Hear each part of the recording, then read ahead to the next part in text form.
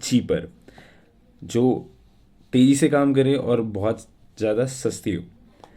तो यहाँ पे आपकी प्रिंट टेक्नोलॉजी और मॉडर्न वर्ल्ड के कह सकते हैं हीरो की एंट्री होती है। उसका नाम है गुटनबर्ग। ये एक मर्चेंट का बेटा था, एक एग्रीकल्चर फील्ड में ओलाइव ओलाइव फील्ड में पैदा हुआ था। इसका बचपन खेतों में ही निकला है। इसने बचपन से एक मशीन को देखा था, उसका नाम था ओलाइव प्रेस, जिसमें ओलाइव्स को डाल के उसकी ऑयल को निकाला जाता था। धीरे जैसे जैसे ये बड़ा हुआ, इसने पॉलिशिंग स्टोन्स, एक टेक्निक होती है स्टोन पॉलिशिंग की, उसको मास्टर किया। देन इसने एक और टेक्निक सीखी जिसे बोला जाता है मेकिंग ऑफ लीड माउल्ट, जो मैं फ़ोटोज़ डाल दूंगा यहाँ पे लीड माउल्ट की।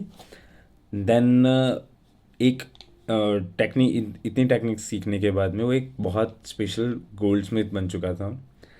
देन उसने इस प्रिंट टेक्नोलॉजी को एक नई मशीन दी जिसे मैकेनिकल प्रिंट भी कहा जाता है। जो ओलाइव प्रेस का मॉडल था वो उसने प्रिंटिंग प्रेस के मॉडल में बदल दिया। जो लीड माउल्ट बनाने की टेक्निक सीखी थी उससे अल्फ़ाबेट लीड माउल्ट पे उसने लॉन्च कर दिए। और इस वजह से एक नई मशीन अराउंड 1448 में लॉन्च हुई जिसे मैकेनिकल प्रिंट बोला गया।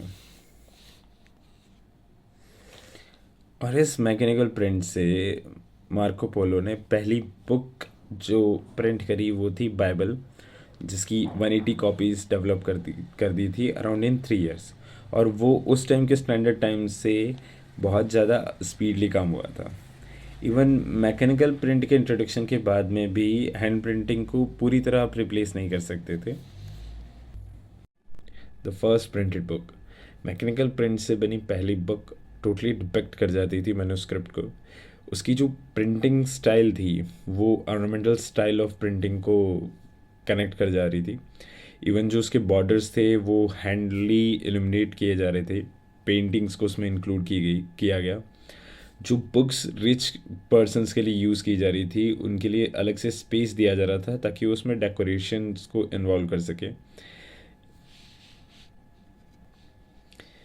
Each purchaser can even choose the design modification, and it is designed by the art of school of Europe. Even in mid of 15th century print culture इतना ज़्यादा बढ़ चुका था कि अराउंड 20 मिलियन बुक्स पब्लिश की गई थी, और that increased the number of around 200 million in 16th century.